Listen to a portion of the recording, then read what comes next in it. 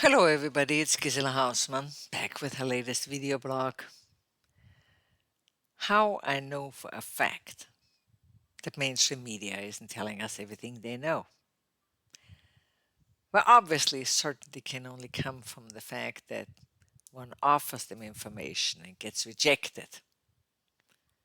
And that's what happened to me.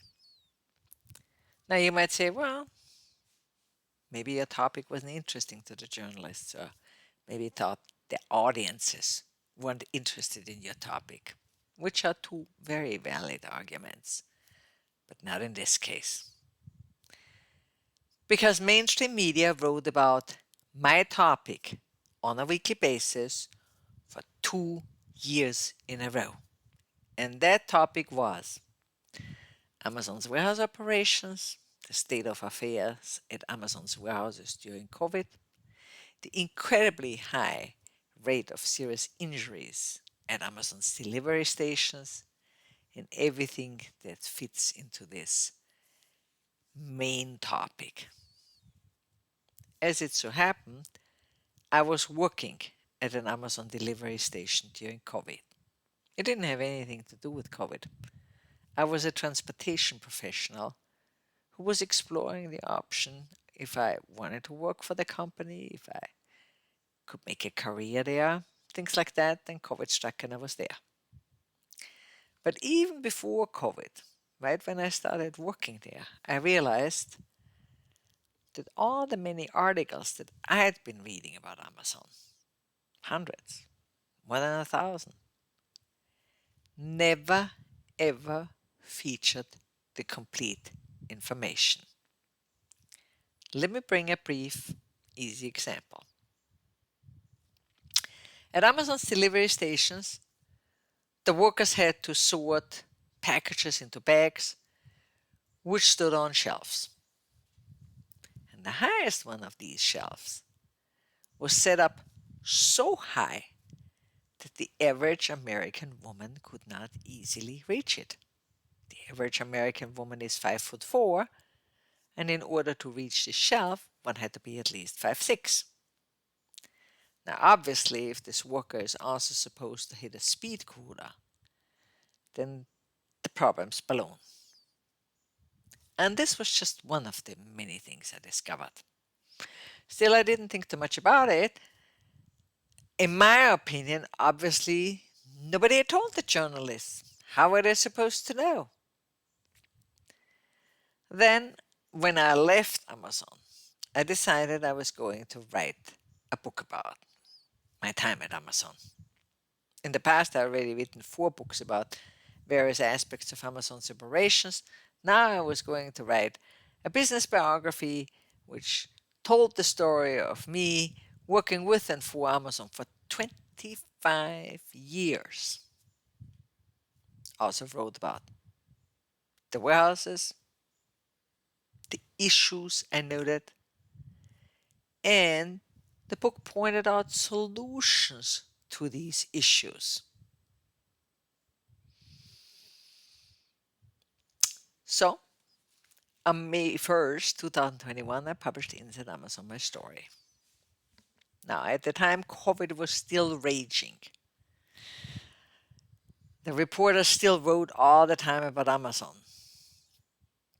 And, moreover, below their articles, they often wrote, "Do you or did you work at Amazon? We'd like to hear from you." Obviously, fishing for information. So, needless to say, I thought that they also wanted to hear from me, especially if I was somebody who could offer solutions. It was a mistake. They didn't want to hear from me. Specialty publications wanted to hear from me. GeekWire, Amazon Watchblog, Inc. Magazine, even foreign publications such as the business edition of Austria's Korea, but no US mainstream media. Now, why might that have been so? Was it that somebody in the corporate office of the multi corporate conglomerates that own some of these publications didn't want information to get out that Amazon's operations weren't as thought through and streamlined as one might think? Or was it, and I think that's more disturbing, that maybe the journalists want to control the narrative about what it is like to be an Amazon worker, what the operations are like, and they weren't interested in that there are easy solutions to many of Amazon's problems?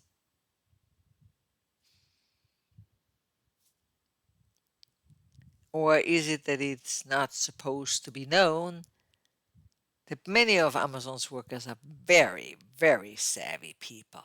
Not at all the helpless creatures that are sometimes portrayed in some media outlets. I have no idea. The one thing that I know is that this event has left deep scars because before this happened, I could speculate on whether I got to see everything newsworthy about a certain topic. Obviously, if a publication reports about the war, there would about any war, or in this case now the Ukraine war, there would always be things that wouldn't be told because they may be military secrets or what have you.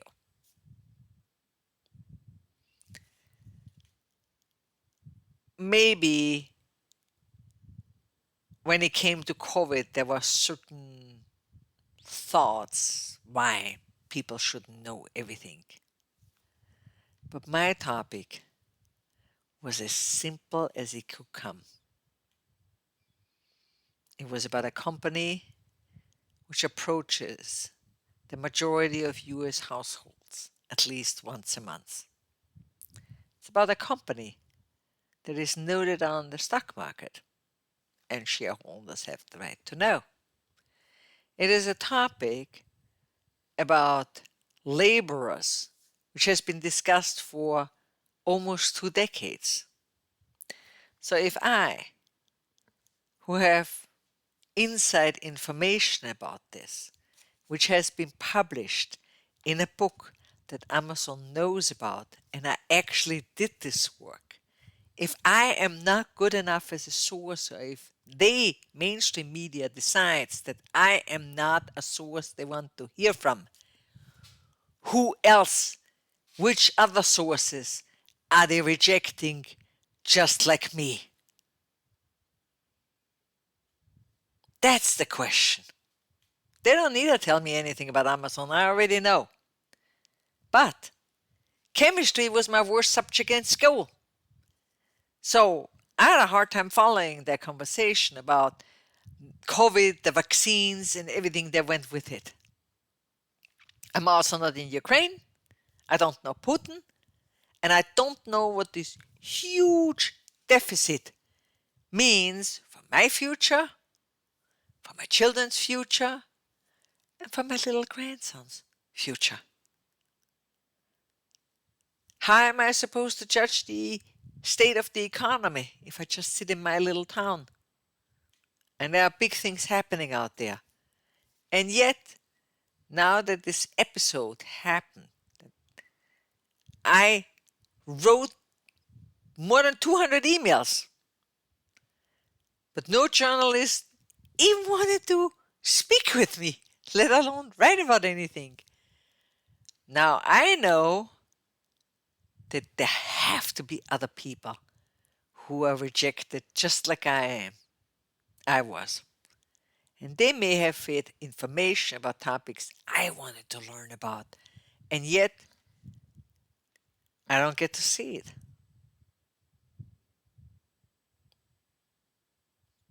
This is what troubles me.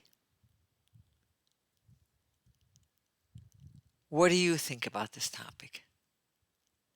Please share your thoughts.